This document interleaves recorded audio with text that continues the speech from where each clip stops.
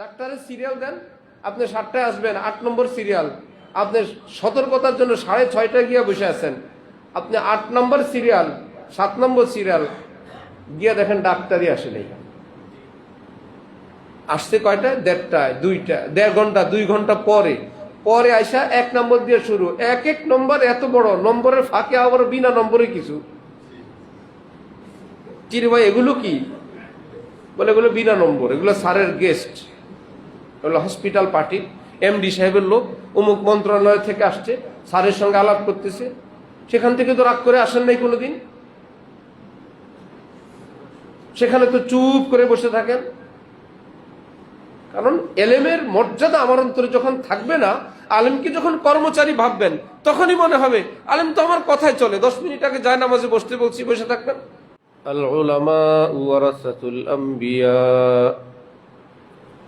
ওয়া ইন্নাল আম্বিয়া লাম ইউরিসু দিনারান ওয়ালা দিরহামা ইন্নামা ওয়ারাসুল ইলম وقال رسول الله صلى الله تعالى عليه وسلم لا يزال الناس بخير ما أخذوا العلم عن أكابرهم فإذا أخذوه من أصاغرهم وشرارهم هلكوا أو كما قال رسول الله صلى الله تعالى عليه وسلم।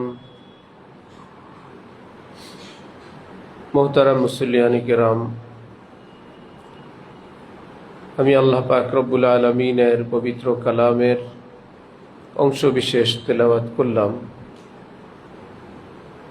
এবং হযরত রাসূল করিম সাল্লাল্লাহু আলাইহি ওয়াসাল্লামের কয়েকখানা হাদিস শরীফ পাঠ করলাম। আল্লাহ পাক কোরআন শরীফ এবং হাদিস শরীফের কামিল হেদায়েত আমাদের সকলকে নসিব ফরমান। কোরআনে পাক এবং হাদিসে পাকের নূরে আমাদের জীবনকে সুন্দর করার, আলোকিত করার তৌফিক দান করেন।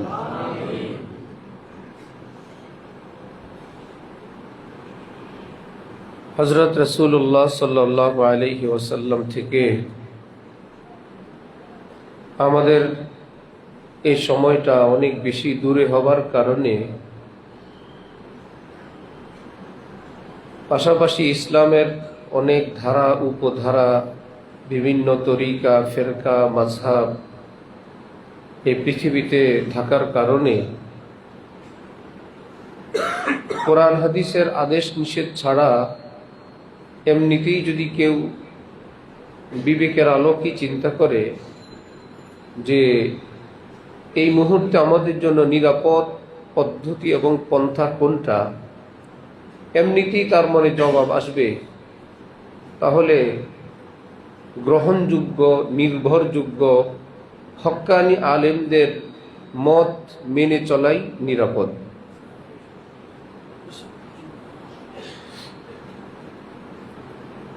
এক দেশের মানুষ যখন ভিন্ন দেশে যায়, ভাষা জানে না, বাজারের নিয়ম নীতি, ধোঁকা, ভালো মন্দ কিছু বুঝে না, তখন তারা কোনো ব্র্যান্ডের শোরুম খোঁজে,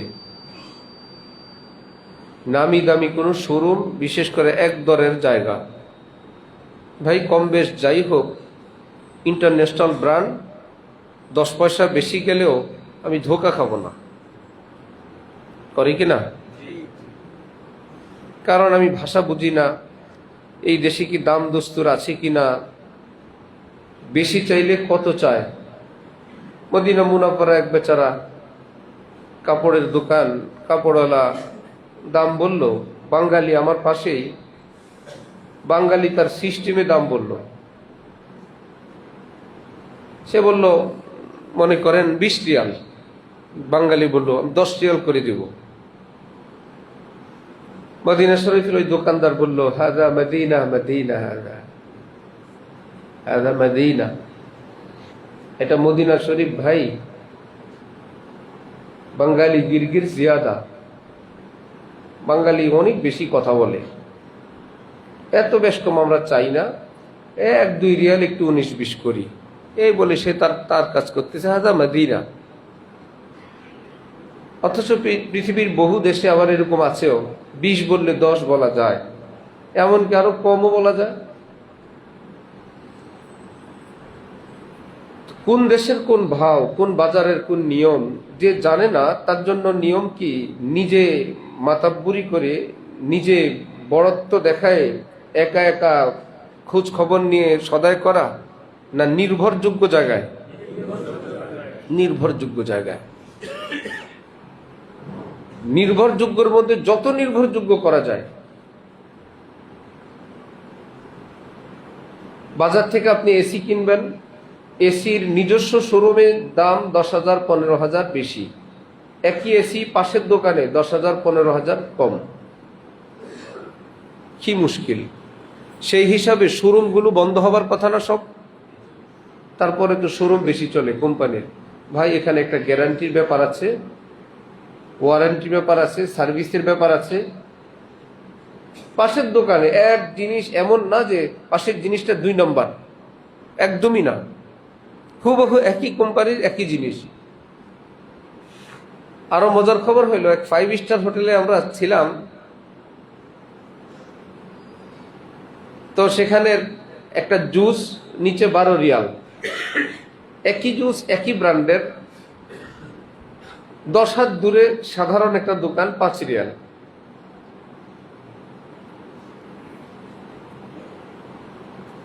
মাত্র 5 রিয়াল। ভাই, রিয়ালে যদি কমপক্ষে 30 টাকাও ধরি, 32-33 বাদ, কত বেশ কম। একটা পেপসি কোকোলা বাইরে 2 লিটার কত, আমাদের সেরাটনে সেটা 1200 টাকা। এমন না যে ভিতরে একটু চিনি বাড়ায় দিছে, কিছুই না, এটাই 1200 টাকা। পানি 300 টাকা করে। আপনি খেলে খান, না খেলে যান। এখানে আসছেন তো এটার চাঁদা দিয়ে আপনার থাকতে হবে। এটা শুধু পানির বিল না, আপনার টেবিলের বিল, আলোর বিল, পানির গেস্টের বিল, দুনিয়ার বিল জমা হয়ে। যাদেরকে আল্লাহ তৌফিক দেয় তারা মনে করে যে ভাই যতই যাক আমি ভালো জিনিস নিব, ভালো জায়গা থেকে নিব। এই রুচি তো আল্লাহ পাক শুধু দুনিয়াদারি করার জন্য দেন নাই। আসলে রুচিটাতে ছিল যত কষ্টই হোক আমি ভালো দিন নিব, আমি নির্ভরযোগ্য দিন শিখব, যত কষ্ট হোক। এজন্য ওলামায়ে কেরাম দেশকে দেশ, শত শত হাজার হাজার কিলোমিটার দূরে যেতেন মাত্র একটা হাদিস শোনার জন্য, একটা হাদিস নেওয়ার জন্য। একজন হাদিসের ওস্তাদের সঙ্গে সরাসরি সাক্ষাতের জন্য। হাদিস ওনার কাছে আছে, কিন্তু ওই উস্তাদের একজন ছাত্রের কাছ থেকে আছে। উনি চাচ্ছেন আমি সরাসরি ওই উস্তাদ থেকে আমি হাদিসটি নিব। হাজার হাজার কিলোমিটার পথ, বাস, গাড়ি, ঘোড়া, বিমান কিছুই নাই। ঘোড়া ওট দিয়ে, গাধা খচ্চর দিয়ে, রোদ বৃষ্টি, একটা হাদিস। কারণ দ্বীনের দাম তাদের কাছে ছিল, অনেক বেশি ছিল। তাহলে এই যুগে এত বেশি ভেজালের সয়লাব, হকের উপর থাকা এখন বড় মুশকিল। সবই হক, যার কাছে যাবেন সবই হক। কিছু কিছু নিদর্শন রাসূল সাল্লাল্লাহু আলাইহি ওয়াসাল্লাম দিয়ে রাখছেন, এত হকের মাঝেও অরিজিনাল হক খুঁজে বের করার। সেটা হলো লা তাজতামিউ উম্মতি আলা দালালাহ। আমার উম্মতের যারা শ্রেষ্ঠ শ্রেষ্ঠ ব্যক্তিবর্গ, একজন না, শ্রেষ্ঠ শ্রেষ্ঠ ব্যক্তিবর্গ, হযরত উলামায়ে কেরাম, তারা ঐক্যবদ্ধভাবে একত্রিত হয়ে কখনো পথভ্রষ্ট হবে না। এই হাদিস থেকে আবার ছোট্ট করে একটা কথা হয়, একজন দুইজন পথভ্রষ্ট হইতে পারে, কিন্তু যদি দেখা যায় দেশ সেরা, দুনিয়া সেরা, উপমহাদেশ সেরা, পৃথিবী সেরা আলেমগণ এই বিষয়ে একমত, তাহলে বুঝতে হবে সেই বিষয়টা কি গলত না সহিহ। নবীজি আগেই বলে গেছেন। এর বাইরে যদি কেউ কোনো ব্যাখ্যা করে, বাদ, যত রকমের ব্যাখ্যা সে করবে। আরেকটা কথা হলো, কোরআনে পাক হাদিসে পাকের জগৎটা অনেক বিস্তৃত, অনেক বিস্তৃত, এতটা যেমন সূরা ফাতিহা মাক্কিয়া, সূরা নাস সেটাও কি মাক্কিয়া। আমরা তো জানি মক্কায় নাজিল হলে মক্কি, মদিনায় নাজিল হলে মাদানী। তাহলে সর্বশেষ কোরআন শরীফ তো নাজিল হয়েছে মদিনায়, তো সূরা নাস তো মাদানী হওয়া উচিত। দ্বিতীয় সূরা সূরা বাকারা মাদানিয়া, ভাই বাকারা নাজিল হলো মাদানিয়া। এমন নাজিল হয় নাই কোরআন যে সূরা ফাতিহা দিয়ে নাজিল হওয়া আরম্ভ, সূরা নাস দিয়ে নাজিল হওয়া শেষ, এভাবে নাজিল হয় নাই। আয়াত নাজিল হতো আল্লাহর পক্ষ থেকে। এই আয়াতটা কোন সূরার কোন আয়াতের পরে বসবে এটা স্বয়ং আল্লাহ পাক নিজে হুকুম নাজিল করতেন। এরকম সূরায় সূরায় পাড়ায় পাড়ায় তো নাজিল হয় নাই, ছোট্ট কোনো শব্দ নাজিল হইতে। আবার কোন সূরাটার নাম কি হবে, কোন সূরাটা মক্কি হবে, কোন সূরাটা মাদানী হবে, কোন সূরার পর কোন সূরা হবে, সব আল্লাহ পাকের পক্ষ থেকে। এটা খুঁজবেন কোথায় আপনি? এই কথাটা খুঁজবো কই আমি আপনি? কোরআন শরীফে পাওয়া যাবে? এটা তো কোরআন শরীফে নাই। এই কথা জানতে হলে জানতে হবে হাদিসে। তাহলে কোরআনও লাগবে, হাদিসও লাগবে। এখন পৃথিবীতে এক জামাত বের হয়েছে, আহলে কোরআন। শুনতে কত সহজ, কত ভালো।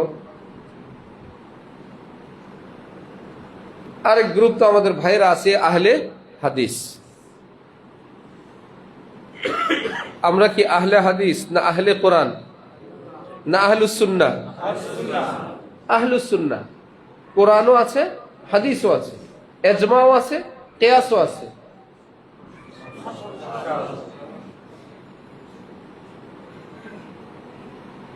কিছু আছে সরল মনার কারণে,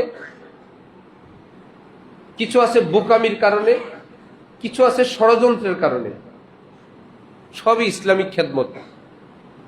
সরল মনে একটা কথা একজনে বলছে, বড় এক আলেম বাংলাদেশের, আমাদের শায়েখ হযরত আল্লাহ ঢালকানগরকে বললেন, মাওলানা আমি উজুর সময় হাত এইভাবে ধুই, কনুই থেকে ধোয়া শুরু করি আঙ্গুলে পানি পড়ে যায়, কেন? হাদিসে আছে উজুর সময় গুনাহ ঝরে। সুতরাং গুনাহটা যদি ঝরে, কনুই থেকে পানি ছাড়লে গুনাহ ঝরতে সুবিধা হয় না? হযরত বললেন, মাওলানা আপনি কি বলেন? ফাগসিলু ওয়ুজুহাকুম ওয়া আইদিয়াকুম ইলাল মারাফিক। কোরআন শরীফে তো আল্লাহ পাক বলছেন হাত ধো কনুই পর্যন্ত। পর্যন্ত শব্দটা কি শুরুর জন্য না শেষের জন্য? হ্যাঁ, পর্যন্ত শব্দটা শুরুর জন্য আসে না শেষের জন্য? আমি এখান থেকে খুঁজতে খুঁজতে খুঁজতে সদরঘাট পর্যন্ত গেলাম, তো সদরঘাট শুরু না শেষ? শেষ। তো আল্লাহ পাক তো বলছেন তোমরা হাত ধো কনুই পর্যন্ত, তাহলে কনুই কি শুরু হবে না শেষ হবে? এখন আলেম বলে, মরণ আমি তো খেয়াল করিনি, আমি তো খেয়াল করিনি। তো কিছু আছে সরলতার কারণে, এই জন্য বললাম। মাথা দিয়ে চিন্তা করছে এদিক থেকে পানি ছাড়লে গুনাহ ঝরতে ঝরতে আঙ্গুল দিয়ে ঝরে যাবে। কোরআন শরীফের ওই বিধানটা গভীরভাবে ওনার মনে ছিল না। এক হুজুর বই লিখছেন, হ্যাঁ আমরা যে মোবাইলে একে অপরকে হেলো বলি, এটা বলা যাবে না। কেন? হেলো অর্থ জাহান্নামী। কোত্থেকে আসলো?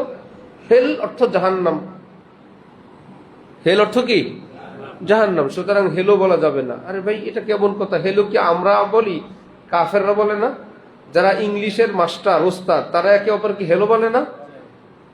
এই ব্যাখ্যা করার দরকার কি? হেলো অর্থে তো জাহান্নামী না, হেলো অর্থ ওহে, হে, একটা আহ্বান, একটা ডাক। হেল অর্থ জাহান্নাম। এই বলে হেলো অর্থ জাহান্নামী না। যে যেই ব্যাপারে পারদর্শী না, আপনার এই ব্যাপারে কলম ধরার প্রয়োজন কি? পণ্ডিতি দেখানোর প্রয়োজন কি? হেলো বলা জায়েজ। হেলো বলা কি নাজায়েজ? না জায়েজ? জায়েজ। খামাখা হেলের সঙ্গে হেলো লাগাই দিছে। আল্লাহু আকবার। কখনো যুক্ত শব্দ নাম হয়, যুক্ত শব্দ নাম হয়, তো সেটার মধ্যে কোনো আর মধ্যখানে ভাগ করে আলাদা তর্জমা করা যায় না। চাঁদপুর, চাঁদ অর্থ চাঁদ, পুর অর্থ কি, কেরানি অর্থ কেরানি, গঞ্জ অর্থ গঞ্জ, কেরানি গঞ্জ, কাঁঠাল অর্থ কাঁঠাল তো বাগান, কাঁঠাল কই, বাগান কই, এগুলো খুঁজে লাভ নাই। কাঁঠাল বাগান একটা জায়গার নাম, কেরানীগঞ্জ জায়গার নাম, চাঁদপুর জায়গার নাম।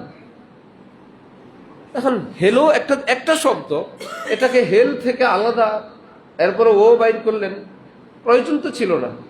তো ইসলামের নামে যখন ভুল হয়, কিছু হয় সরলতার কারণে, কিছু হয় বোকামির কারণে, কিছু হয় ষড়যন্ত্রের কারণে। আহলে কোরআন ভাইয়েরা হাদিস মানেন না। তাহলে কোরআন যে কোরআন, এই কথাটা প্রমাণ করব কি দিয়ে? হাদিস দিয়ে না? কোরআন যে কোরআন, এটা তো প্রমাণ করতে হয় হাদিস দিয়ে। হাদিস না মানলে তো কোরআনের অস্তিত্বই থাকে না। নাম্বার 2, হাদিস না মানলে কোরআন মানাও হয় না। হাদিস যদি কেউ অস্বীকার করে আর বলে আমি শুধু কোরআন মানি, কোরআন মানাও হয় না, কারণ কোরআনের ভিতরে আছে হাদিস মানো। তাহলে ওই অংশটা কি মানা হইল না অমান্য হইল? কোরআনও তো মানা হইল না। হাদিস মানার আদেশ তো কোরআনের ভিতরেই, যেই কোরআন আপনি মানেন সেই কোরআনেই তো আছে হাদিস মানো। মা আতাকুমুর রাসূল ফাখুযুহু, আমার রাসূল যা দিবেন সব গ্রহণ করো। ওয়ামা নাহাকুম আনহু ফান্তাহু, আমার নবী যে সকল বিষয়ে বারণ করবেন, নিষেধ করবেন, বিরত থাকো। এটা তো কোরআনের আদেশ। তাহলে শুধু কোরআন মানলে কি কোরআন মানা হয়? যদি বলে আমি কোরআন মানি, তাহলে কোরআন এর মানতে হলে হাদিসও মানতে হবে। কেউ যদি বলে আমি কোরআন হাদিস মানি আর কিছু মানি না, তাহলে তার কোরআন হাদিসও মানা হবে না। কোরআন হাদিস মানলে ওলামায়ে কেরাম মানতে হবে। আতিউল্লাহ ওয়া আতিউর রাসূল ওয়া উলিল আমরি মিনকুম, তোমরা আল্লাহকে মানো, আল্লাহ বলেন, রসুলকে মানো। তাহলে আল্লাহ রসুল শেষ না? আল্লাহকে মানো, রসুলকে মানো, ওয়া উলিল আমরি মিনকুম, তোমাদের মধ্যে যারা নীতি নির্ধারণকারী সর্বোচ্চ উলামায়ে কেরাম, তাদেরকে মানো। আমি আল্লাহর কোরআনের আদেশ। তাহলে যদি কেউ কোরআন হাদিস মানে, আলেম ওলামা মানে না, তাহলে কি সে কোরআন হাদিস মানে? কোরআন হাদিসই তো মানে না। কোরআন শরীফে আল্লাহ পাক বলেন ফাসআলু আহলায যিকরি ইন কুনতুম লা তা'লামুন, যে সকল বিষয় তোমরা গভীর জ্ঞান রাখো না, যথাযথভাবে জানো না, তাহলে তোমরা যারা জানেন আদবের সাথে, ভদ্রতার সাথে, বিনয়ের সাথে তাদের নিকট জানো। বড় লোকের কাছে, শিল্পপতির কাছে ফকির কত কষ্টে সেখানে পৌঁছে গিয়েই বলে 10,000 টাকা দেন, বলতে পারে? 100-500 দেন, বলতে পারে? সে মুড, মাইন্ড, সময়, পরিবেশ, পরিস্থিতি, মেজাজ সবটা বুঝে এইবার কাছে গিয়ে একটা কথা বলে, একটা ধমক দিলে 10 হাত দূরে গিয়ে দাঁড়ায়। আবার ব্যস্ততা শেষ হইলে, ভাই একটা বিপদে পড়ে আসছি, কি আমার 1,000 টাকা প্রয়োজন, না আমার এখন দেওয়া যাবে না, ভাই আমার ঘরে চাল নেই, ভাই বাচ্চাটা অসুস্থ, ওষুধ নেই, আমার মায়ের জন্যই। যে কোনো ভাবে নিজের মতলব পুরা করার জন্য সে তার কাছে, আচ্ছা দাও 1,000 টাকা দিয়ে দাও। এটা কি দম্ভ অহংকারের সাথে না বিনয়ের সাথে? বিনয়ের সাথে। কোরআন শরীফে রব্বুল আলামিন বলেন যারা জানো না ফাসআলু, কারো কাছে সুয়াল করা, সুয়ালের ভান করা নিষেধ। হাত পাতা, হাত পাতার ভান করা, ভিক্ষা করা, ভিক্ষা করার ভান করা নাজায়েজ। এই সুয়াল শব্দের অর্থ ভিক্ষা করা। সুয়াল শব্দের অর্থ কি করা? চাওয়া। কিন্তু চাওয়ার ভিতরে সুয়ালুন শব্দ আসছে। সায়েল বলে ভিক্ষুককে, সায়েল অর্থ ভিক্ষুক। তাহলে কোরআন শরীফে রব্বুল আলামিন বলছেন ফাসআলু, আলেম ওলামাদের কাছে ভিক্ষা করবে, মানে ভিক্ষুকের মতন চাইবে। আলেমদের কাছে কি জমিদারের মতো চাইবে না ভিক্ষুকের মতো? ভিক্ষুকের মতন চাইবে। তার ব্যস্ততা, মুড, মাইন্ড, মেজাজ সবটা। হযরত ওয়ালা করাচি রহমাতুল্লাহি আলাইহি বলতেন যে বিড়াল যে বলে মেও, হযরত বলেন বিড়াল মেয়াও বলে কি জানো? বিড়াল বলেন মেই আও, মজা করে বলতেন মেই আও, স্যার আসবো, আসতে পারি? এখন দেখা গেল মালিকের চোখের দিকেও তাকায় বিড়াল, পরিবেশ পরিস্থিতির দিকেও তাকায়, হালকা একটু চোখ পাকালে পিছনের দিক চলে যায়, লাঠি হাতে নিলে আসতে খাটের নিচে, বেশ কিছুক্ষণ চুপ থাকার পর একটু পর আবার বলে মেই আও, খাওয়া তো শেষের দিকে, আসবো? বলে না? অত্যন্ত ভদ্র নম্র ভাষায় মেই আও। একবার দুইবার ধমক দেয়, এক কোণা থেকে আরেক কোণা, এই পাশ থেকে ওই পাশ, ওখান থেকে গিয়ে বলে মেয়েও এবার আসতে পারি? মালিক তাকে এক লোকমা ভাত দিয়ে দেয়, কয়েকটা কাটা ঝুটা দিয়ে দেয়, আদর বেশি হলে মাছ দিয়ে ভাত মাখায় দিয়ে দেয়। তার উদ্দেশ্য পুরা হয়ে গেল না? আর যে বিড়াল আইসাই একদম মালিকের দস্তরখানে প্লেটে খাওয়া শুরু করে, তার জন্য মুখ আছে, লাঠির ব্যবস্থা আছে, ঠুস ঠাস, আর ভদ্রতার সঙ্গে কোরআন শরীফে রব্বুল আলামিন বলেন ফাসআলু, তুমি বড় লোকের কাছে যাও আদবের সঙ্গে, আলেমের কাছে কি আছে জানো? হযরত থানবী বলেন অনেকেই বলে আলেম ওলামারা তো দান সৎকার করে না, আমরা তো দেখি নাই ভাই, হুজুর দিতে তো দেখি নাই। আল্লাহ কি দিছ? এই যে হুজুর চাইলো, বললো মাদ্রাসায় দেন, মসজিদে দেন, আমরা এটা দেখছি, হুজুরকে দিতে দেখি নাই। এক নম্বরের জবাব হইল ওই বেকুব জানেই না হুজুর বলার পরে যতজন দিল, একজন 10,000, 50,000, 5 লাখ, 10 লাখ, 20 লাখ, সর্বমোট 50 লাখ, সবাই মিলে 50 লাখ দিল। দিল কার কথায়? আলেমের কথায় দিল না। ওই 50 লাখের সমপরিমাণ নেকি আল্লাহ আলেমকে দান করবেন। তুমি দিছো কত? তুমি তো দিলা, তোমাকে দেওয়াইলেন যে আলেম, আদ-দাল্লু আলাল খাইরি কাফাইলিহি, কোন ভালো কাজের আদেশদাতা, পরামর্শদাতাকে আল্লাহ পাক ঠিক ওই ভালো কাজ কর্মের সমপরিমাণ নেকি দান করেন। বললো হুজুর বলে আমরা দিলাম, আমি তো লাখ লাখ দিলাম, হুজুর দিল না। তোমার লাখ এর এক কপি হুজুরের নামে আছে। তাহলে আলেম দ্বীন কি ছোট দাতা না বড় দাতা? নাম্বার 2, কোরআন শরীফ আল্লাহ পাক বলেন নাই সবাই টাকা দান করবা, কেউ বলতে পারবে না। আল্লাহ বলছেন আমি যাকে যা দিই সেটা তুমি আমার রাস্তায় খরচ করবা। আমি ক্ষমতা দিলে ক্ষমতা কাজে লাগাবা, শক্তি সাহস দিলে সেটা আমার রাস্তায় কাজে লাগাবা, আমি জমি জমা দিলে সেখান থেকে কিছু জমি আমার দ্বীনের কাজে লাগাবা, অর্থ দিলে অর্থ লাগাবা। যার পেঁয়াজ ক্ষেত আছে সে পেঁয়াজ দেয়, রসুনওয়ালা রসুন দেয়, ধানওয়ালা ধান দেয়, নোয়াখালী সুপারি দেয়। আর বিভিন্ন অঞ্চলে মাহফিল উপলক্ষে হুজুররা বাঁশ উঠাইতে যায়, ওঠায় না? বাঁশ ঝাড় থেকে বাঁশ নিয়ে আসে, মজা করে বলে যে হুজুর করে বাঁশ দিছি, দেন আপনারা হুজুর করে বাঁশ দেন। 1, 1.5 লাখ 2 লাখ টাকার বাঁশ উঠে যায়। যে বাঁশ ঝাড়ের বাঁশ দিল, দান করলো, এই ব্যক্তির কি কোনো সওয়াব হবে না? যে ধান দিল হবে না? হবে কি না? জায়গা দিলে হবে না? এরা তো একজনও টাকা দেয় নাই। ভাই আমার আছে যা আমি তাই দিছি। আর আল্লাহ পাক বলছেন ওয়া মিম্মা রাযাকনাহুম ইউনফিকুন, আমি যাকে যেই নিয়ামত দেই সে সেটা আমার রাস্তায় খরচ করে। আলেম দ্বীন তার কাছে কি টাকা পয়সার কারণে আলেম না এলেমের কারণে আলেম? আল্লাহ পাক ওনাকে এলেম দিছেন, এলেম তো তিনি দান করেনি। কই মসজিদ থেকেও পয়সা নেই, মাদ্রাসা থেকেও বেতন নেই, দান করলো কই?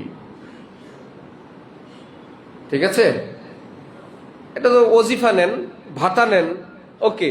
যে আলেম ভাতা গ্রহণ করেন সে আলেমকে আপনি নামাজের আগে পরে এসে একটু জিজ্ঞেস করলেন, ওস্তাদ জি আমি নামাজের পরে মনে হয়েছে আমি উজু করিনি, বা আমাজি ইস্তেঞ্জা করছিলাম ভুলে গেছিলাম, এখন কি করণীয়?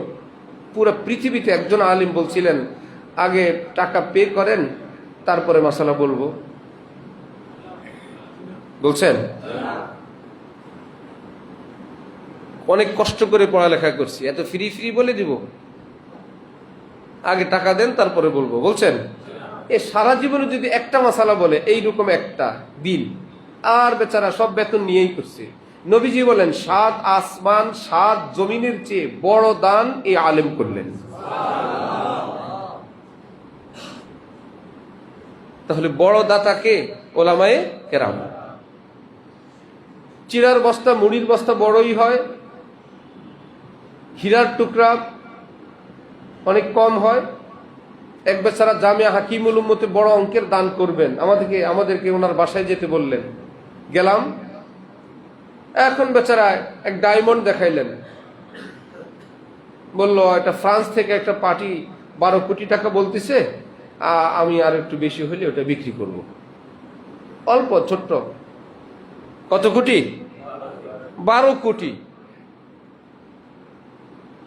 এখন এই বেচারা যদি এই ছোট্ট একটা টুকরা কোনো মসজিদ মাদ্রাসায় বা কাউকে দান করলেন, পকেটে রাখার জিনিস, আরেক বেচারা 10 বস্তা চিরা, 10 বস্তা মুড়ি আর কয়েক কার্টুন ফল, বা 1 গাড়ি 2 গাড়ি 5 গাড়ি ফল দিল, সবাই বলবে কত বড় শিল্পপতি, কত বড় দাতা রে, মুড়ির বস্তা, চালের বস্তা। কিন্তু যিনি দিলেন পকেটের জিনিস, সে আসলে কি ছোট দাতা না বড় দাতা? কোরআন বলছে, হাদিস বলছে, আলেম ওলামারা যে মানুষকে যে দিন দেন, আসমান জমিন, 7 আসমান জমিনের চেয়েও বড় দামি জিনিস। তাহলে বড় দাতা কে? একটু পয়সাওয়ালার কাছে যাবা, তার 10 টাকা 20 টাকা 50 500 টাকা নিতে বড় আদবের সঙ্গে দমক দিল, ভাই ভাই ভাইরা ভালো ভাই, সেখানে মান অভিমান নাই। যদি আলেম কেবল বলে পরে আইসেন, গুগু গুগু করতে যায়, আসছিলাম হুজুর কাছে মাসালা শিখতে, শিখাইলো না। নতুন কিছু ফকির বাইর হয়েছে, টাকা না দিলে বকতে বকতে যায়, এটা ওই পার্টির ফকির। আমারে বকা দিছে ওই দিন। আমি যাত্রাবাড়িতে ফল কিনি, এর মধ্যে মোবাইল হাতে, তা আমি মোবাইলে কথা বলতে বলতে এর মধ্যেই ফল কিনে নেওয়া শেষ, টাকা দেওয়া শেষ। কিন্তু এমন এক গুরুত্বপূর্ণ ফোন, এটা আর কাটা যায় নাই। এর মধ্যে গাড়ির দিকে যাইতেছি, এক ফকির এসব পাশে কি বলছিল বলে টেলে যখন দেখছে আমার ফোন শেষ নেই, ফোনেই কথা বলতে আসছে, ফোনেই কথা বলতে আসছে, কয়েকটা ধমক টমক দিয়ে চলে গেছে, ফোন শেষই হয় না। এখন ওই ফকির তো বাইরেছে এখন যে বা বড় মান অভিমান, না দিলে ধমকাইতে যায়। কিন্তু আলেমদের কাছে গিয়ে ববু ববু করার পার্টির ফকির বাইরেছে অনেক আগে। এই মসজিদ যেখানে আমি বলছি, এখানে একজনকে আমি সূরা জিজ্ঞেস করলাম, বলল হয় নাই। আমি বললাম আপনি এতদিন মসজিদে মসজিদে থাকেন, সূরা হয় নাই কেন? যেই মসজিদে যায় হুজুরের সময় নাই। মানে বলে আমরা যাই হুজুরকে বলি, হুজুর বলে আমার কাজ আছে। তো বলতেই পারে, কাজ থাকলে সে বলবেন আমার কাজ আছে। আপনি কি বলছেন কখন ফ্রি আছেন? এখন তো কাজ আছে, আপনি ফ্রি আছেন কখন? বলে না, এটা বলি নেই। অথচ উনি সূরা কেরাত অশুদ্ধতার দায়ভার আলেমের উপর দিয়ে বসে আছে। কোন আলেমকে বলছিলেন, একজনের জায়গায় 3 জন হইতে পারে, এমন সময় বলছেন যখন, আবার বলে কি ইমাম সাহেবকে জিজ্ঞেস করবো কখন? নামাজ পড়াই তো মসজিদ থেকে বাইর হয়ে যায়। নামাজ পড়াই ইমাম সাহেব কি বসে থাকবে? তার কোনো কাম কাজ নাই? পুরান ঢাকায় এক ইমাম সাহেবের জন্য আদেশ জারি করছে, নামাজের 10 মিনিট আগে এসে যায় নামাজে বসে থাকবেন। আমি বললাম বেটা কর, আরো গোলামি কপালে থাকলে আরো কর। 10 মিনিট আগে এসে যায় নামাজে বসে থাকবে ইমাম সাহেব। কমিটি বলছে, কে কাকে আদেশ করবে এই খবরে নেই। সংসদ সদস্যরা স্পিকারকে বলতে পারবে অধিবেশন শুরু হওয়ার 10 মিনিট আগে জায়গায় এসে বসে থাকবেন? বলতে পারে? প্যাসেঞ্জার বলতে পারে পাইলটকে 10 মিনিট আগে জায়গায় এসে বসে থাকবেন? আশ্চর্য কথা। হযরত মাওলানা মুফতি জাকারিয়া সাহেব ধানমন্ডি বড় এক আলেম, মুসল্লিদেরকে ওইভাবে ট্রেনিং দিচ্ছেন, শিখাইছেন দ্বীন মাসআলা, আলেমের মর্যাদা। এইরকম দৃশ্য তো কমই দেখবেন। আলেম ওলামারা ভুল বিচ্যুতি করে, আমরা স্বীকার করি, মানুষ তো, এই সমাজেরই তো লোক। এত সত্ত্বেও সত্যিকার বলবেন তো আপনারা যারা মসজিদে আছেন, যে মুয়াজ্জিন সাহেবরা, এক মুয়াজ্জিন আপনাদের এলাকায় আছে, এই ঢাকা শহরের যে এলাকায় হোক, ফজরের আজান দেয় 10 মিনিট পরে, জোহরের আজান 1:30টায় জামাত, আজান দেয় 1:25-এ, আসরের আজান 4:30টায় জামাত, কখনো 4টায়, কখনো 4:20 আজান দেয়, আজান দেওয়ার টাইমের 5-10 মিনিট আগে পরে সারা বছর আজান দেয়, এরকম একজন মুয়াজ্জিন আছে? জামাতের টাইম ভিন্ন হওয়ার কারণে আজানগুলো একটু ভিন্ন ভিন্ন শোনা যায়। জামাতের টাইম যদি সবই 1:30টায় হইতো, সবই 4:30, 4:15 হইতো, দেখতেন পুরা ঢাকায় একত্রে আজান শুরু হয়েছে, একত্রে। কেন? এরা মানুষ না? অন্য অফিসগুলো দেখেন তো, যে ঠিক 9টায় অফিস শুরু হয়ে গেছে, ঠিক 10টায় সব টেবিলে লোক আছে, সব শিক্ষক এসে গেছে। সরকারি বেসরকারি আপনি অফিস দেখান, ভোর রাতে আজান দেয়, ঘুম থেকে উঠে একত্রে আজান শুরু। এদের বউ বাচ্চা নাই, ঘর সংসার নাই, রক্ত মাংস নাই, ঘুমের চাপ নাই, রোগ বিমারি নাই, ওজন নাই।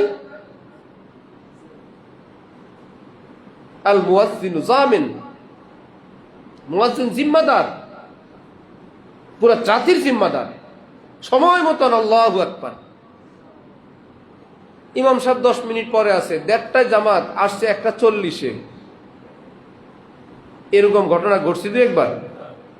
1:30টায় জামাত 1:20-এ খাড়া হয়ে গেছে, 1:25-এ নামাজ শুরু করে দিছে। হয়েছে জীবনে? 30-এর জায়গায় 31, 32 হইলেই পুরা মসজিদের নজর ঘড়ির দিকে, ডাইন বাম, ফিস ফিস ফিস ফিস, কথাবার্তা, মানে বিশাল বড় অন্যায় কাজ হয়ে গেছে এখানে। 2 মিনিট দেরি হয়েছে, সোজা কথা।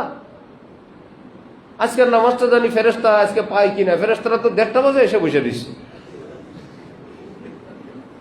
এই নামাজ ইমাম সাহেব পাঠাইতে হবে আসমানে, আমরা পারবো না, আমগো ফেরেশতা কিন্তু 1:30টায় চলে যাব।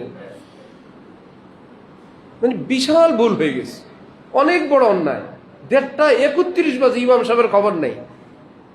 এই ঠেলা অফিসে দেখান, আদালতে দেখান, বসের কাছে গিয়া দেখান, বড় অফিসারের কাছে গিয়া দেখান, মাথা নিচু করে দাঁড়ায় থাকে, 1 ঘন্টা নাই, 1.5 ঘন্টা নাই। ডাক্তারের সিরিয়াল দেন, আপনি 7টায় আসবেন, 8 নম্বর সিরিয়াল, আপনি সতর্কতার জন্য 6:30টায় গিয়া বসে আছেন, আপনি 8 নম্বর সিরিয়াল, 7 নম্বর সিরিয়াল গিয়া দেখেন ডাক্তারই আসে নাই। আসছে কয়টায়? 1:30টায়, 2টা, 1.5 ঘন্টা, 2 ঘন্টা পরে। পরে আইসা 1 নম্বর দিয়ে শুরু, এক নম্বর, এত বড় নম্বরের ফাঁকে আবার বিনা নম্বরে কিছু। চিরে ভাই এগুলো কি? বলে এগুলো বিনা নম্বর, এগুলো স্যারের গেস্ট, এগুলো হসপিটাল পার্টি, এমডি সাহেবের লোক, অমুক মন্ত্রণালয় থেকে আসছে, স্যারের সঙ্গে আলাপ করতেছে। সেখান থেকে তো রাগ করে আসেন নাই কোনোদিন, সেখানে তো চুপ করে বসে থাকেন। কারণ এলেমের মর্যাদা আমার অন্তরে যখন থাকবে না, আলেমকে যখন কর্মচারী ভাববেন, তখনই মনে হবে আলেম তো আমার কথাই চলে, 10 মিনিট আগে যায় নামাজে বসতে বলছি, বসে থাকবেন। আল্লাহ আমাদেরকে ওলামাই কেরাম চেনার তৌফিক দান করেন। যার কাছে মিসকিন হওয়া দরকার তার কাছে হই, যেখানে ছোট হইলে আসবে সেখানে ছোট হই। মিটা দো আপনি হস্তি কো अगर कुछ मर्तबा चाहो ये दाना खाक में मिलकर गुल गुलजार होता है। আমের আটি আজীবন যদি গাছের মাথায় থাকে, কোনোদিন তার থেকে বংশ বিস্তার হবে না, আম গাছ হবে না। একটু নিচে আসেন, একটু মাটিতে দাফন হন, একটু কষ্ট করেন, পায়ের নিচে চলে যান, আপনার থেকে আবার গাছ হবে, আবার আম হবে, হাজারো হাজারো আম হবে। বীজ সেটা গাছের মাথায় থাকে, তাকে যদি আবার দাফন করা হয় মাটির নিচে, সে আবার বড় হয়। মান তাওয়াযা লিল্লাহ রাফাআহুল্লাহ। নবীজি বলেন যে আল্লাহর জন্য ছোট হয়, আল্লাহ পাক তাকে মাটির নিচে ছোট বানায় রাখেন না, আল্লাহ পাক তার গাছ আসমান পর্যন্ত উঠায় দেন। কাসেম নানুতুবি ছোট হয়েছিলেন, দারুল উলুম দেওবন্দের রেল স্টেশনে এক লুঙ্গি পরা, আরেক লুঙ্গি গায়ে, ছদ্মবেশে ঘুরেন। ছাত্র আসছে, কয়েকদিন পরে পরে সমানেই ছাত্র আসে। এত বেডিং বস্তা কাঁথা বালিশ কেমনি নিব? একটা কুলির মতো লোক দেখা যায়, শ্রমিক হবে। চাচা মিয়া ये देवबंद लेना है? हाँ मैं इसी काम करता हूँ, यही काम करता हूँ बेटा। বাস ছেলে বলেই লোকটা পেয়ে গেছে, কাঁথা বালিশ টাং বেডিং সব কিছু মাথায় নিয়ে দেওবন্দের গেটে গিয়ে বললো বাস ইহা তক, সামনে নেই। এবার বাচ্চা নিজেই কষ্ট মষ্ট করে, টাকা না আমি টাকা নেই না, আমি এমনিতেই খেদমত করি, তালেবে আলেমদের খেদমত করি। ছাত্র ভর্তির ফরমের সকল কার্যক্রম শেষ। এখন দারুল উলুম দেওবন্দের মুহতামিম যেই দেওবন্দ নবীজির পবিত্র ইশারায় প্রতিষ্ঠিত, স্বপ্নে ইশারা বাস্তবে দেখা গেল নবীজির স্বপ্নের ইশারা বাস্তবে দাগ পড়ে আছে। সেই পবিত্র ইশারার ভিতরে দেওবন্দ পুরা পৃথিবীতে যার খেদমত, তার মুহতামিম কাসেম নানুতুবি। এই জন্যই তো দেওবন্দ পড়লে বলে কাসেমি, মানে কাসেম নানুতুবির মাদ্রাসার ছাত্র। উনি ভাবলেন তালেবে ইলম আমাকে না পাইলে কষ্ট হবে, এখন তো গিয়া মুহতামিমের জায়গায় বসে আছেন। ছাত্র দস্তখতের জন্য গিয়া দেখে আমার সেই শ্রমিক চাচাতো মুহতামিম। এখন পায়ে পড়ছে, ওস্তাদ আমাকে ক্ষমা করে দেন, আমি চিনতে পারি নাই, আমি বুঝতে পারি নাই। ভাই বুঝার কি আছে, চেনার কি আছে? আপনি কি আমার সঙ্গে কোনো ভুল করলেন? আমি কি আপনার সঙ্গে কোনো অন্যায় করলাম? নবীজি যদি বলেন তালেবে ইলমের পায়ের নিচে ফেরেশতারা নূরের পর বিছায়া দেন, এই তালেবে ইলমের একটু খেদমত কি আমি করতে পারি না? হাজী আমদাদুল্লাহ মুহাজির মক্কি বলেন তালেবে ইলমের চেহারা তো বিশাল, ভয়ের ব্যাপার, শ্রদ্ধার ব্যাপার, তার পায়ের দিকে তাকানো আমি আমদাদুল্লাহ আমার নাজাতের উসিলা মনে করি। তালেবে ইলম কবরের পাশ দিয়ে যাবে, তার সম্মানে কবর আযাব মুলতবি থাকে, বন্ধ রাখো। এখানে নবীর কোনো বাচ্চা যাবে? কি বলে? পৃথিবীতে কোথায় আছে এই খবর, এই দৃশ্য, এই মর্যাদা? আল্লাহু আকবার। দস্তখত করলেন। তিনি কি নিজে নিজে বড় হয়েছিলেন না ছোট হয়েছিলেন? লুঙ্গি পরা কাসেম নানুতুবি তিনি বলতেন, ইলমের দুইটা হরফ যদি আমার ভিতরে না থাকতো, পৃথিবীর কেউ জানতো না কাসেম নামে কোনো মানুষ এই পৃথিবীতে আসছিল। একদম জঙ্গলে চলে যেতাম। ইলম নিয়ে তো যাওয়ার অধিকার নাই, উম্মতের হক আছে। এই জন্য কোনো এলাকায় যদি কোনো আলেম একজন থাকেন, সে এলাকায় যদি জিহাদ ফরজ হয়, ওই আলেমের জন্য যাওয়া জায়েজ নেই। শুনছেন? সব কামেই তো মনে করেন আলেমরা আসে না কেন? শ্রমিকের সঙ্গে ইঞ্জিনিয়ার সাহেব নামে না কেন? পুলিশ কনস্টেবলরা বলে আইজিপি সাহেব আমাদের সঙ্গে রাস্তায় নামে না কেন? বলছিল কোনোদিন? হ্যাঁ, মুসলমানরা বলে, শ্রমিকরা কোনোদিন বলে নাই। আর্কিটেকচার ডিজাইন করে বসে আছে, মাঠে এসে রড কাটে না কেন? রড সোজা করে না কেন? বলে বাবা সার সার সার সার সার সার সার ও সার সার আসার ও সার ওমা আদরাকা মা সার। মানে সার সার বলতে বলতে থুতু বের করে ফেলে। জানো সার ডিজাইন দিছে, স্যার অনেক, স্যারের দুবাইতে অফিস আছে, জানো গুলশান থেকে আসছে, স্যার লিখছে। আর কোনো কথা নাই। কোনোদিন শ্রমিক বলে না হ্যাঁ বিল্ডিং তো আমরাই করি, রড আমরা কাটি, এই রোদ বৃষ্টি ঝড়ে আমরাই কাটি, বিল্ডিং তো আমরাই করলাম। কোনোদিন বলে না, বলে স্যার ডিজাইন করে দিয়েছেন, স্ট্রাকচারাল ইঞ্জিনিয়ার, সে সবকিছু করলেন, আমাদের কন্ট্রাক্টর আমাদের কাজ করায়, আমরা শুধু এই গোলাই গালাই, আমরা শ্রমিক, আমরা যুগালি, আমরা দিই। আমরা কি বিল্ডিং করছি? আমরা কি আর পারি? কোনোদিন বলে না আমি 10-20 তলা বিল্ডিং পারি, করে শ্রমিকেই। হ্যাঁ, ইসলামের কোনো খেদমত যদি কোনো মুসলমান একটু করতে পারে, বলতে পারে, জুব্বা জামা গায়ে দিতে পারে, একটু ওয়াজ বক্তৃতার নামে কিছু সহি গলত কথা বলতে পারে, এইবার সার লয়ে টান মারে। হ্যাঁ, আলেম ওলামারা তো মাঠে আসে না, এত কষ্ট আমি করতেছি এখানে। কোথায়? আলেমরা তো আসে নিজ নিজ জায়গায়। এই বেকুব জানেই না আলেমরা কোন খেদমত করেন, সে কোন স্তরের, জানেই না সে। আল্লাহ। হাজী আমদাদুল্লাহ মুহাজির মক্কি বলতেন এই কথা, হযরত থানবী রহমতুল্লাহি আলাইহি বলতেন, আমার শ্রদ্ধায় ভয়ে আমার মাথা নুয়ে আসে কোন তালেবে ইলম দেখলে, যে আল্লাহ তালেবে ইলম। এই পৃথিবীর কোন গ্রন্থের কোন হাফেজ নাই, বাংলা বইয়েরও হাফেজ নাই, কোন বই পুরাটা হাফেজ সাহেবদের মতো মুখস্থ পারে নাই, আসমানি গ্রন্থের মোটেও নাই, তাওরাত জাবুর ইনজিল নামকা ওয়াস্তে যা আছে সেটারও নাই। কোরআনে পাকের হাফেজ আছে কিনা? 5-7 বছর 10 বছরের বাচ্চার বুকে 30 পারা কোরআন। আল্লাহ পাক বলেন এই কোরআন বুকের মধ্যে আমি আল্লাহ নাজিল করে আমার লৌহে মাহফুজের একটা ব্রাঞ্চ খুলে দিয়ে দিই, লৌহে মাহফুজের একটা ব্রাঞ্চ বানাই। আলেমী দিনকে কিয়ামতে আল্লাহ পাক আলাদা শামিয়ানা টানাবেন, আলাদা প্যান্ডেল করে ডাকবেন। এই মৌলানা সাহেব এই ভুল করলেন, হাফেজ সাহেব মানুষ, হুজুর মানুষ, আপনি হুজুর হয়ে কাজটা করলেন, আল্লাহ ভুল হয়ে গেছে, আমি শয়তানের ধোকায় পড়ে করে ফেলছি, আল্লাহ মাফ করে দেন, আল্লাহ আপনি আযাব দিয়েন না, আমি সইতে পারবো না। আল্লাহ পাক তখন বলবেন, আপনাকে আযাব দেওয়ার জন্য আমি এলেম দিছিলাম, আপনাকে ক্ষমা করে দিব এই জন্যই তো এলেম দিছিলাম, যান গোপনে গোপনে মাফ করে দিলাম। আলেম দ্বীন প্রয়োজন। তাহলে শুরুতে আমরা চলে যাই আমার ভাইয়েরা, এই আমাদের নবীর যুগ থেকে আমরা যে অনেক দূরে আছি, এখন কি সরাসরি নবীজির থেকে কোনো কথা জানার কোনো ব্যবস্থা আছে? সূত্র কি একজন, 10 জন, না শত শত? তাহলে সূত্র যদি হয় হাজার হাজার, শত শত, ধারা উপধারা যদি হয় অনেক, এখান থেকে দুর্বল, কমজোর, বিতর্কিত সূত্র থেকে গ্রহণ করব না নির্ভরযোগ্য? তাহলে একটাই হক্কানি। কি করি মানে ছোটকে বাদ দিয়ে দিবা? নবীজি বলছেন কিয়ামত পর্যন্ত আমার উম্মত যতদিন পৃথিবী সেরা, দেশ সেরা হক্কানি আলেম ওলামাদের অনুসরণ করবে, তাদের মত পথে চলবে, আমি থাকবো না, উম্মত হকের উপর থাকবে, আমার ধারার উপর থাকবে।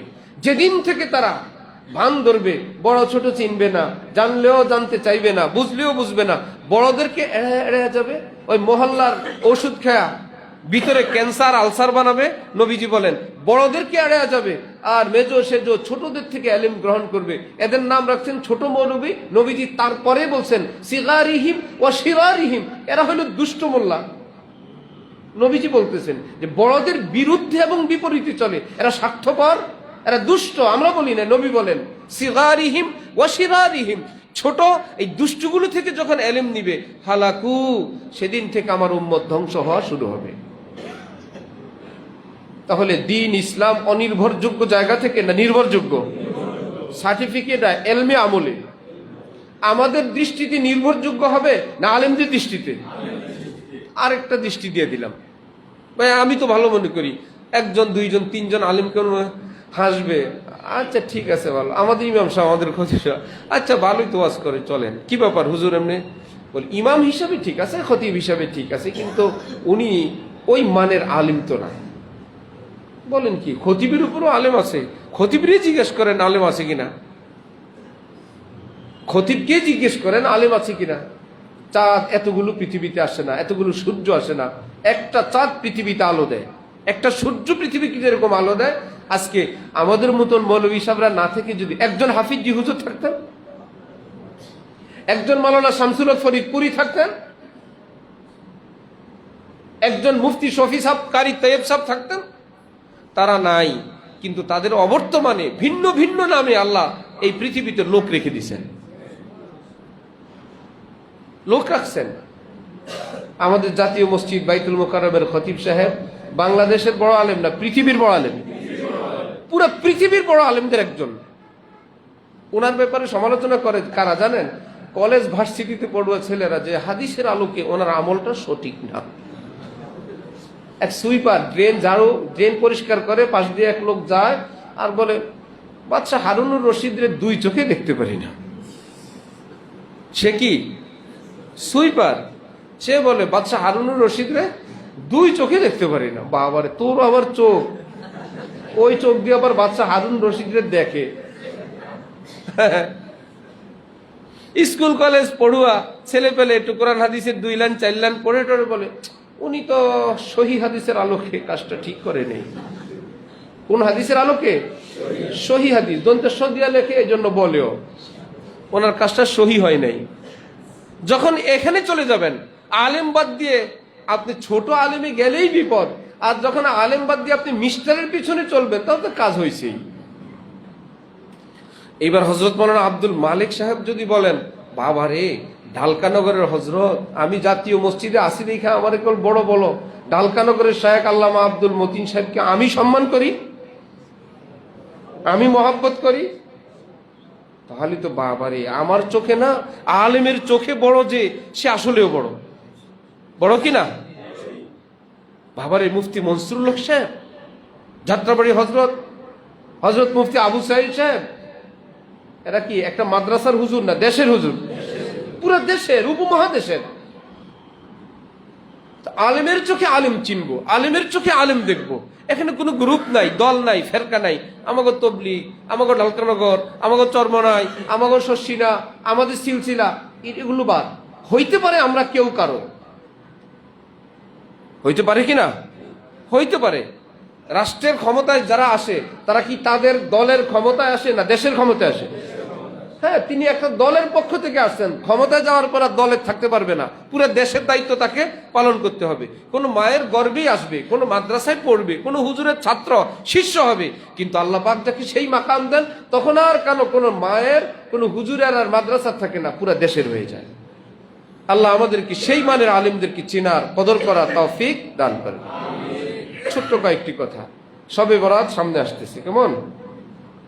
শবে বরাত নিয়ে অনেক কথা আছে। হক্কানি আলেম ওলামাদের মতে এখানে কিছু বাড়াবাড়ি, কিছু ছাড়াছাড়ি আছে। ওলামাই দেওবন্দকে বলা হয় মুতাদিল, মধ্যম পন্থার ওলামাই কেরাম। অনেক বেশি কঠোরতা করেন না, অনেক বেশি ছাড়াছাড়িও করেন না, নম্রতাও করেন না, একদম শরীয়তের মেজাজকে বুঝার চেষ্টা করেন। এই ব্যাপারে রাসূল সাল্লাল্লাহু আলাইহি ওয়াসাল্লামের 8 জন সাহাবী থেকে বিশুদ্ধ বর্ণনায় হাদিস প্রমাণিত, শবে বরাতের রাত হাদিসের ভাষায় লাইলাতুন নিসফি মিন শাবান, শাবান মাসের মধ্যখানের রাত, মানে 14 তারিখ দিবাগত রাত্রে আল্লাহ পাক বান্দাদের প্রতি বিশেষ রহমতের নজরে দৃষ্টি করেন।